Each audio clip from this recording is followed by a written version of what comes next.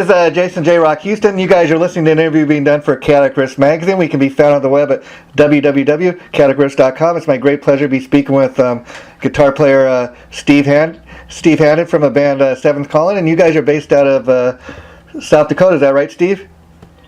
Yes, it is, out of Sioux Falls, South Dakota. And I got to ask, is there a huge metal scene there these days? You know, right now there really is.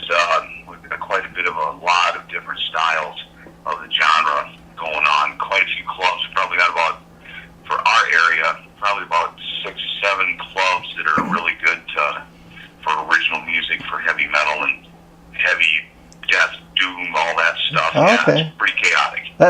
And how long has your band Seventh Calling been together?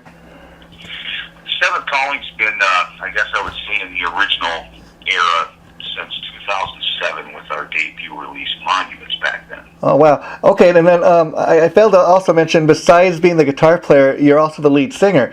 And I was curious, Steve, starting out, did you start out as a guitar player, or were you always a singer as well? No, I actually started out as, well, the first band I was ever in, I started as a guitar singer just because we didn't have any other, and it was kind of, all of us sang a few songs, you know, back then, and then ultimately I just played guitar or bass, rhythm, or played guitar, and then finally, after working with enough lead singers, and lead singers are good at it, not all of them, but some of them, I just decided to start singing myself, and then it just made one less piece of a machine to break down, so to speak, I guess. Yeah, and I was curious, being that you started out as playing the guitar and the bass. Once you started singing lead, did it take you a while to get comfortable in hearing your voice, and all that, or were you comfortable in your ability to sing in that right away? No, it took a little bit to get used to it, forcing through a lot of wrong techniques of singing at first, so to speak, and just kind of learning the hard way over a course of years to get into singing other people's music and stuff first, and trying to see what you can do that way, and then the hardest part, I guess, would be crafting the original way you're going to try to sing, and I'm still working on it as of yet today. And what I end up doing. and how long because a lot of guys tell me it's a very difficult thing to be up there on stage, doing the lead singing and being the guitar player. I mean, that must taken some time to get used to. Yes, it did. With like the timing and trying to separate, it's like separating half of your brain or something. The lyrics versus the guitar riff. Yeah, it took a little bit to get used to doing that as well. Yeah, and the reason I bring this all up is, for example, I'm a huge Megadeth fan, and people may not realize it, but Dave Mustaine's got kind of the same story where for years he was in other people's bands, most notably like Metallica, and then until he formed Megadeth, he had never been a lead singer or anything, but he thought, well, I'm writing this stuff, I can't really find anybody that, he actually tried to hire other guys to sing for Megadeth, but they couldn't find anybody that could sing the material the way he was looking to do it, and if he had never left Metallica and formed Megadeth, nobody would have ever discovered what a great singer this guy is as well. Right, true. Yeah. That guy's got, it's him. Yeah. And I was interested in the name, Seventh Calling, very interesting name. How did you come up with that? Well, it was kind of one of these things back when it was a pool, kind of draw a name out of the hat, so to speak. Yeah, okay. Yeah, looking at a couple of bands you have, like your greats, like your Iron Maiden, Primal Fear, Judas Priest, that type of two-word names, Ed Guy. Well, that's not real 2 words, but whatever. Sounds like it. Anyhow, Seventh Calling ended up being at the end of the list. Okay. And we were like, all right, it's down there to the end of it. And then something else was going on at the time, too, and I forget what it was, but it was on the radio offhand, and it kind of referenced what the word 7, so we thought, that might be kind of cool. And so it just kind of stuck. After all these years, it sounded the most metal out of the whole list that we had, I guess, to us. And then, getting back to you being the frontman, I mean, I would imagine, too, being that, you probably are the lead, main guy that writes the bulk of the lyrics and stuff, so it makes it that much easier being when you're the guy writing the song lyrics to be able to sing, as opposed to, you might be a little more critical of some guy coming in, and trying to recreate your lyrics.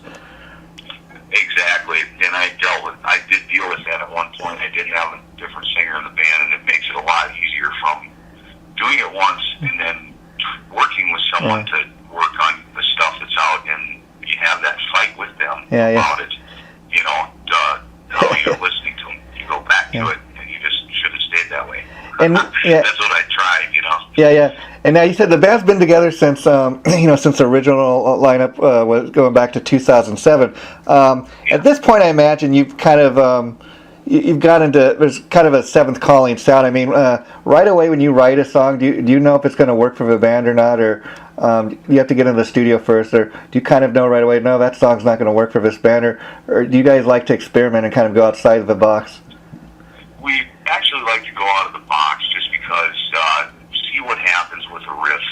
You know, you come up with a riff and then see what happens on the next piece or whatever, and just kind of build it as we go. So we would like start with the bass part of it, the main part of it, and go from there, and then see what the drummer can do and kind of work from a beat, see if that works out, and try to figure out a good drive at first that we can work with, and then I guess just kind of piece it together, playing it first before we would go to record it, and that way it's a lot easier. The guys can go in and bam, you know, you got your stuff, you know what you're going to do, you took your time to write it ahead of time, and it worked out a little quicker that way. Yeah, so that's kind of, I guess, your method for writing, but I was curious, do you ever come in with, like, lyrics first and then kind of create the music after the lyrics? Yes, I've done that too as well. You come up with an idea or a melody line that keeps buzzing around in your head, and you're like, yeah, I'm going to write this down, or some words that catch you, and then you try to write a riff around those. Yeah. Also. And I guess as you're trying to, you get creative and write these songs, does it ever kind of like get to the point where, you know, an idea pops in your head, but you got to get to a recorder right away so you can at least get the idea down? Yes. Many ideas that end up coming back a little different than they were, and you're like, I should have put that down. Yeah. Done something, you know, forgot it, you know. And now, so who are the guys that influenced you, you know, as far as singers and guitar players, that made you want to do what you're doing now? Well, as far as guitars, like Mustaine, of course, is one of them. Yeah. Also, the entire group of Merciful Fate, I guess I would call that, vocally and guitar riff-wise. Wow. Hey, let me ask you, in reference to those, King Diamond, have you heard the stuff, that band with Sean Peck? They have their debut album coming out, I think, June 24th. It's called, with Hank Sherman in that. It's Dinner Sherman or something like that. Yeah, Sean's a good friend of mine. We chat about stuff all the time. Yeah. Yes. That's awesome. Yeah, so they got a pretty great project there. And then, speaking of Megadeth, if you haven't had a chance to pick up the latest Megadeth, I mean, they got a killer new guitar player. This Brazilian guy, Kiko Loureiro. I mean, I think he's... Yeah. Yeah. Oh, yes. Awesome. They're actually coming through Sioux Falls next weekend, or next week on Thursday, I think. Yeah. Playing here. Wow. And so now, getting back to Seventh, Colleen, I understand you guys have a new album that's coming out. I believe it's June 3rd. What can you tell us about the new album? Because I see an ad here. It says if people pre-order it before then, they can get a free MP3 of one of his songs. Yeah. And some other extra stuff comes in the package with that. Little extra goodies, some badges, and stickers, whatnot. And then as far as the album, like, can you tell us how many songs are on the album, and do you see this album as kind of a progression from the last album, or would you say it's kind of a typical sound of what Seventh Calling fans have come to know you guys for?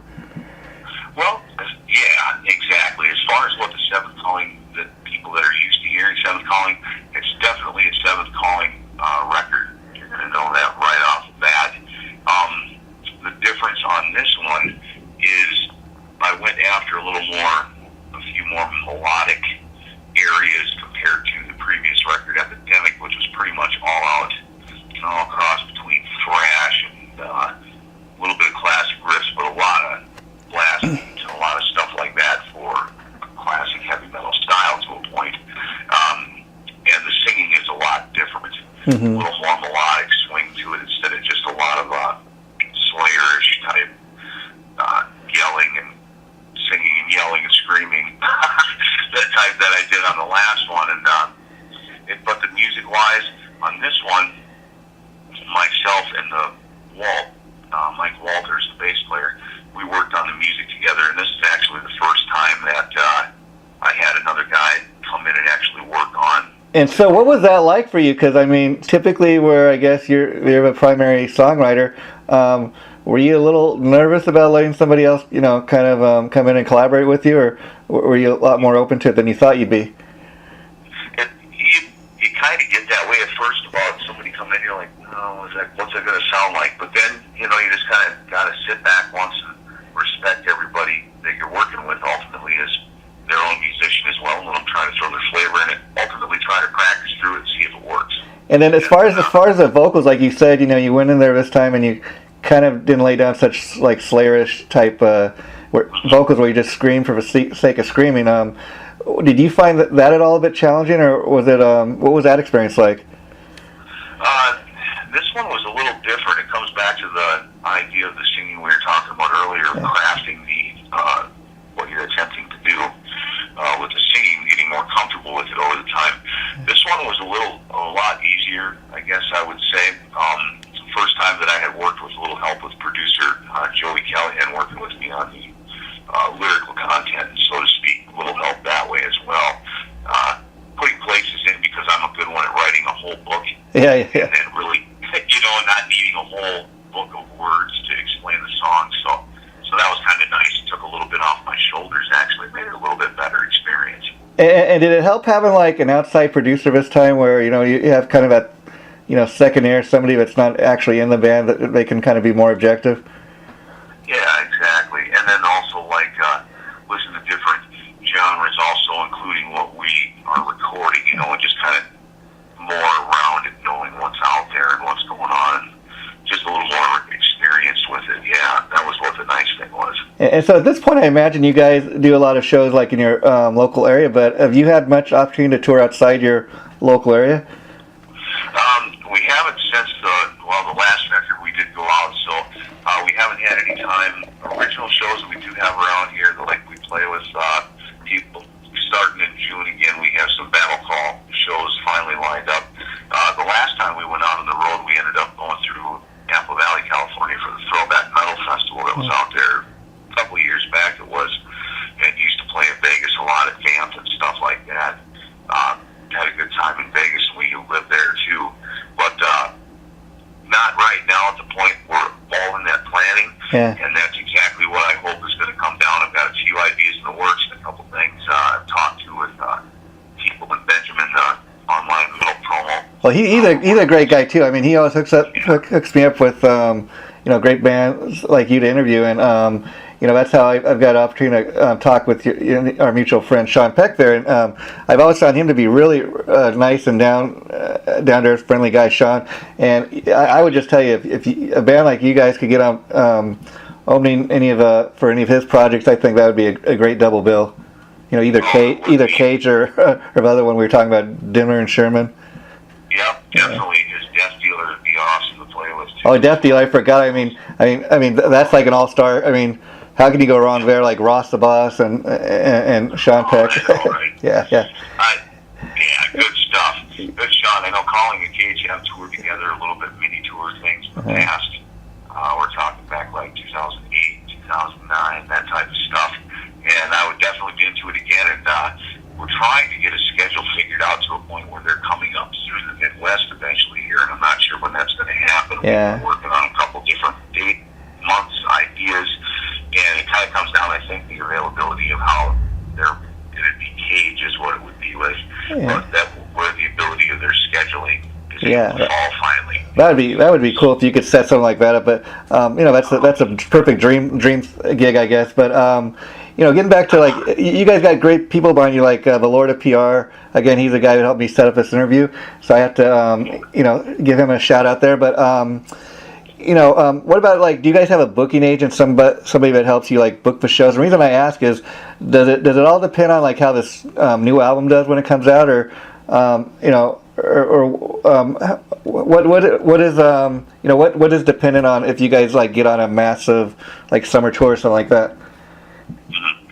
Well, basically what it's going to come down to is the right connections, the booking agent and that type of thing. Right now at this point, that's the one thing that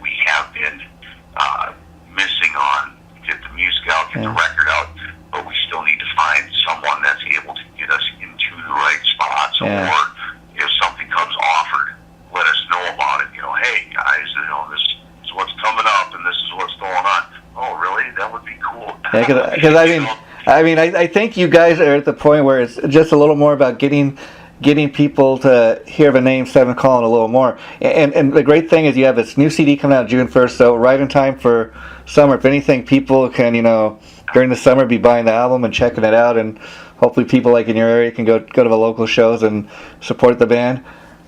Exactly.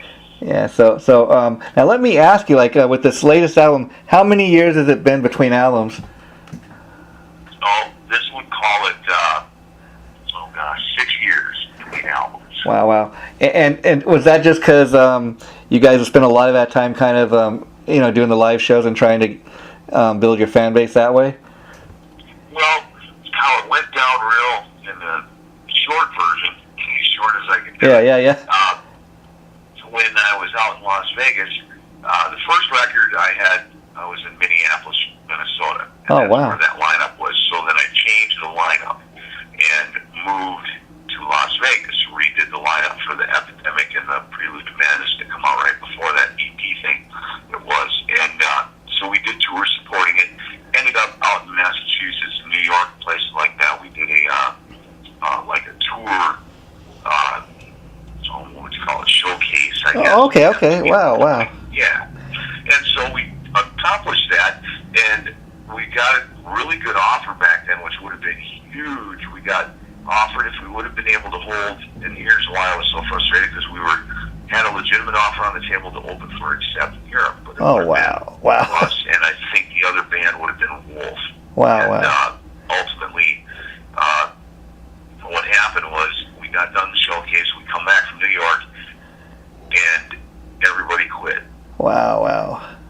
Yeah, so and I was like, what are you guys doing? Really, guys? Wow, thanks. Yeah, right? What are you guys doing? Time to write new stuff, keep going. And so, anyhow, then ultimately I rebuilt. It took me a little bit, so I rebuilt the lineup again for 2011, went out and did some more dates live, just to road test the thing. And that wasn't too good, and I had a side project that I was playing bass in called Angels of Babylon. I was hired to do a tour with that band, so I did some of that stuff. So I got into a couple things, and then I relocated back to... Now, Angels of Babylon, who was in that? Because I remember hearing something about that band, and I can't remember who was involved.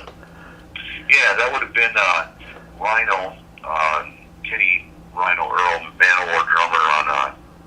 Oh, okay. Triumph and Agony or whatever, 89, Okay. 90, somewhere around there. He was playing drums for him, and it was his project. And then it had guitar player Ethan Brosh as the lead he's a great guy. He's doing stuff these days. He's like a great shredder type guy. He's got some great instrumental stuff. I hear he's going to be playing some guitar in my upcoming Michael Sweet solo album. He's done some stuff with Carmine Appice, so he's a great guy. Another one, these guitar players coming, but I really think people are going to start checking out more and more. Yeah, they should. He's excellent. And was Dave Ellefson at any point involved with that project? Because I remember hearing something about he was involved with it, I thought. Yeah, see, he was the one that recorded the bass for the album and did the songs, and then that was the same time that Megadeth got back together, and he was brought back into, or didn't get back together, but he was brought back. Wow. So is there? I forget what album it was, 2011 or whatever. Yeah. So I imagine you guys have done some recording for that project. Is that kind of something that's just in limbo? Do you think those recordings will ever see the light of day just because, the people that were involved, or? Well, the album actually the first album did come out, and that was done, and then we did a 3-week U.S. tour with that band, and we started out at the Whiskey in L.A., and we cruised through Vegas and out all the way through North Carolina and such, and then back towards Vegas homebound. We ultimately ended up in Texas on the last night, which was an interesting night, so to speak, but it was a pretty cool show, and some crazy shit happened in that Fort Worth, Texas it was, I think. The last night was, it was a good time. It was an experience, and I got the offer to play the bass after they had to get a bass player for the tour. Wow. David Ellison couldn't do it, so I was happy to step up and do it. Wow, well, that's kind of interesting. I didn't know you were involved with that. So let me ask you now, Steve. Being that you're kind of the one guy that's been in the band, you form a band and you're like, I guess, the sole remaining original member left. Does it get hard each time you bring these new guys in? I mean, being that you're again it's your baby. All the other guys that have been through the band. You kind of like, hey, I'm the one that's been here since day one. I know what is best for this band. Does it make it hard for you to like you said, let other guys come in and try to allow their influence to come into the band? Well, a little bit, I guess. It kind of depends because you be open and and see what everybody does at first. Yeah. But sometimes you get guys in the group that don't take it as serious as they maybe should, or look at it a certain way. Not that you got to, hey, drain your blood into this vat, and you're just giving you your soul. I mean, no. Yeah. But there's a degree that one should, pay attention. At least give a little bit to the group, help out. Because the one thing that I always did over the years until now is I was always the one that supported everything the group did, paid for everything. Yeah. And just to keep it going. And finally, you get a group of guys now, but it is a little bit when you get new guys because you have to, especially when you have a past catalog that you want to do a couple songs so you can still move the merchandise. Oh, yeah. But everybody brings their own style, so when you write something that you think sounds pretty cool, and then they bring their own style to it, it changes it a little bit. So I guess it would have to, when the battle call comes out, I've got the drummer now and the other lead guitar player, Sean, and the drummer, Steve Taylor, and Sean Gallo. Anyhow, those guys come in and they're into the group after Walt and I did the recordings. Wow. And so, so let me ask you, how happy are you with the band you have now? Are these pretty decent players? Do you think they're pretty committed? Yeah, I like this lineup. A lot has to do with, sometimes anymore, to me, it comes down to, with enough years of doing it and running across different characters through the years of different members, it comes down to a combination of seeing what their ability is. Yeah. I mean, because, a diamond in the rough sometimes is always really good to find. Yeah. Because some guys that can really play good think they deserve a hell of a lot more than they maybe do. Yeah. And that's just, and I've met both kinds, through the industry. You just do some are, some aren't. But this lineup I'm really happy with at this point. We all we're in the same era. We kind of like the same styles of music. We like the same. That's great. That's great, and hopefully that you'll be able to build on that. Maybe on the future releases, once you get this band in the studio again, and you get a few more albums down the line. But let me ask, when you guys recorded this album, did you do it the old school way, where you go in the studio and everybody's in the same room together recording it, like as a live band, or does everybody kind of do their parts separately and piece it together as you go? Well, the way that I did it is I do all of the before we went to the studio in Michigan, I do all of the pre-production recording here because I do recording. I've got a setup here. I don't know enough other than just how to put the song together. That's about it. No time to read through the book and just get it down right. Yeah. And too much else going on. But so what I do is I click track out, and then we'll build the bass lines, the vocal lines, the guitar line rhythms, and then throw that all down, and then give them to the drummer. So once we'll practice it that way, but then he can take them home then and then practice on them after we're practicing them and practice, and then come up with different things, roles, ideas, just the more you play it, the more light you see in the song sometimes. Here's that idea. I'm playing it 5 times and now I can do this, So that's kind of how we structured the battle call. So we recorded it ourselves, did all the tracking here, and then I took the click track rhythms and such from that, and then went ahead and sent them to Michigan to the studio, and they loaded the click tracks in, and that's how we started. The drummer just went in and laid out. Wow. Track. Yeah. And as far as the new CD Battle Call, I was curious. Are any of these old ideas that have been laying around for a while, or are these all tunes that were newly written just for this album? Well, it's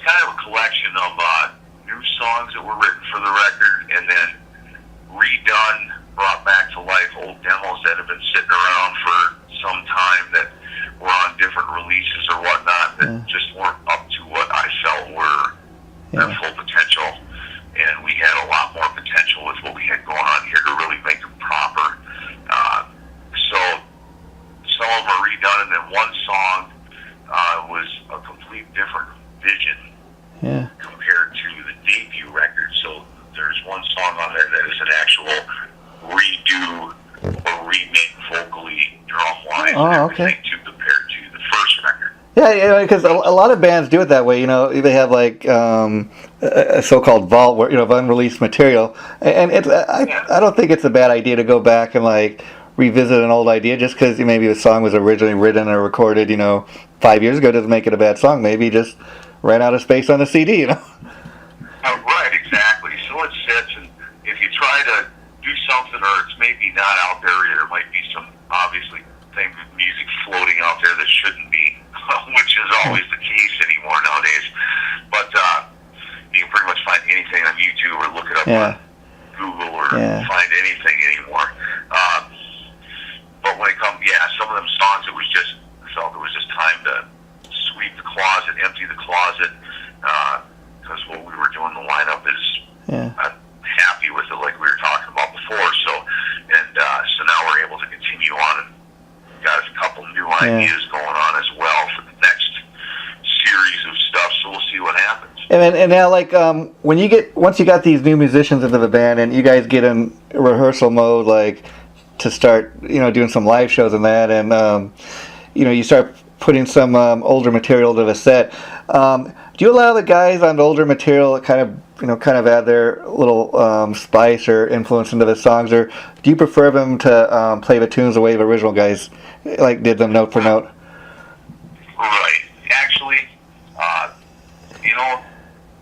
used to be that way where I'm like, no, you guys got to do it this way, but it just doesn't kind of work that way because if you're the one that did it, they're not you playing it. You know what I mean? Yeah. So, I kind of like it when they do to a point, as long as it's just not something way out in Pluto somewhere.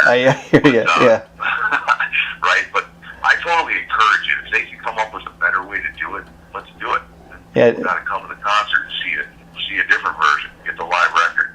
Yeah, because that's the thing. If you want to just, if you want to hear the song, I mean, I'll give you a perfect example. If you want to hear the song the way it is on the record, go home and listen to the record, from top to bottom. But you take a band like, Deep Purple, you go see Deep Purple live is not exactly, they're not going to, they might do a 15-minute jam session or like Highway Star, but it's not like it is on the record, Exactly, and that's where the fun is. That's where the fun of it is, especially for the group to play and pull that and then do that, because it makes it better for them, because then they break away from the just sounding, playing like the record too.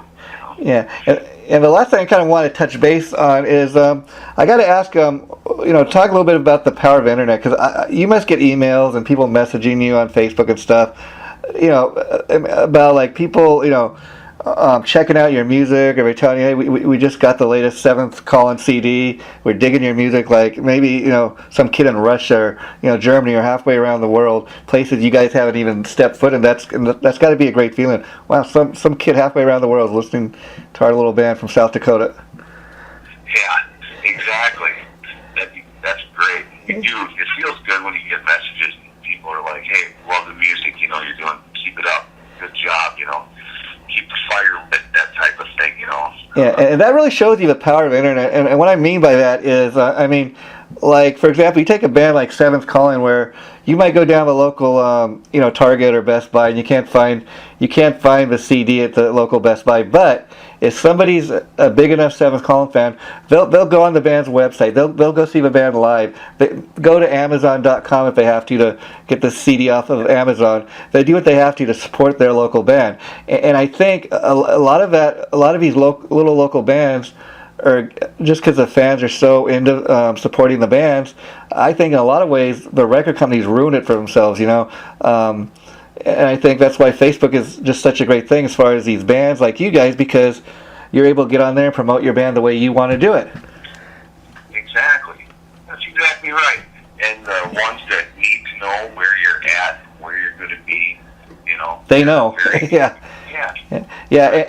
And now let me ask you, I don't know if you've heard the latest controversy that Nikki Sixx has been talking about. Him, and I got to ask, what do you think about, like, should channels like YouTube, do you think that there should be a set fee of what musicians should get paid, when YouTube posts your video or they play your music? Do you think there should be a standard fee? I don't know. See, because that's such a catch-22 when it comes to something like that. I would think, because a lot of the reason, I think, on YouTube, obviously YouTube, you can go on there and find stuff I've never heard of that I should have heard of like years ago, and it never came out. Which is your point that you were talking about the internet, how good it is. So it's great that way. However, if a standard fee was paid, I would think that they would have to be having, X amount of hits, X amount of views, something to make it viable. And I don't mean to slap any music or musicians or anybody like that, but I mean, if you're going to promote or you're going to have somebody help you or something, you should try to do that. And you know what I mean? And not just some long video of you playing, whatever. I mean, it goes both ways, like you say. I mean, for example, I'm a huge Kiss fan, and Ace Frehley put out this great cover CD. I mean, if you're a Kiss fan and Ace fan, you should get it. But the funny thing is, I mean, they did a pretty good job, the record company, of keeping it under wraps. But I tell you, the night before it was released, every single track was posted on the internet for people to, not by the record company, not by Ace Frehley, but just by different people somehow accessing the album, and every single track was online, before it even went on sale. And exactly. So you can like preview it. You would think ultimately, though, a true fan of music, you're going to listen to it. You're going to still go buy it anyway, or download it, or what have you. There's all this controversy, which is better nowadays, download or. I mean, personally, I'm an old school guy. Like, I think probably like you. Like, I prefer to have a CD in my hand. I prefer, that way I can listen in the car when I'm driving. I can look at the artwork. I can read, who wrote the stuff, the liner notes. That's just me. A lot of people, they want everything right now, and you're kind of missing the experience. A lot of kids, like, these days, they don't even know what a record store is. What's a record store? What's a record? It's very sad state. Or the shopping it, looking for it. I mean, I used to love going to Tower Records when, all the new stuff came out every Tuesday. You go check it out, like plan, like, okay, I'm going to buy this, I'm going to buy this. It was just quite an experience. And it's sad, even diehard, like, music fans, they, instead of buying the whole album, they just, I'll just buy a song for 99 cents. And it's just, that way it's ruined the industry. And I think even the record companies, like I said, they kind of, they tried to follow that lead, and it really ruined it. It really did. Because there's a lot of people that are willing just to do that, for the one song. Not the whole and it's kind of sad, like you said. Like I was saying earlier about the Ace Frehley album, I heard every single track the night before the album was released. I still am a big enough fan that I went and bought the album. I wanted to have the album just to hold it in my hand and stuff, like I said. But a lot of people, we can listen to the tracks online, or why do we need to go spend $12 on a CD when we can just get it for free? And a lot of people don't realize, like, all the hard work that a band like Seventh Calling goes to making a record, and all the expense that goes into it. I mean, it's kind of like I like to tell people, okay, this is what you guys, these people do for a living. Imagine if somebody told you, okay, you're going to go work 9 to 5 every day, but we're only going to pay you, for 5 hours. You'd be like, what? Exactly. No, you're not. Right. Yeah, and well, I've really enjoyed talking to Steve, and hopefully, if you've enjoyed this as much as I have, we can do it again. But this should be going up sometime in June, just in time, the album coming out. But do you have any other questions or anything you'd like to say to the fans before we wrap this up? I guess I would probably say, hey fans, thanks for listening. Visit us on the Facebook.com Seventh Calling site and find out all about what we have going on. That's probably the main source of information for the group as far as that goes current right now. And as we roll through, there will be some unofficial video perhaps that we're going to start doing and that type of thing. So pay attention. Okay, thanks again so much, Steve, and I'll be sure to let the Lord of PR know when this goes up so you can check it out. But thanks for doing this, and we'll have to do it again down the line. Hey, you bet. Thank you, Okay. Jason. Okay, bye-bye.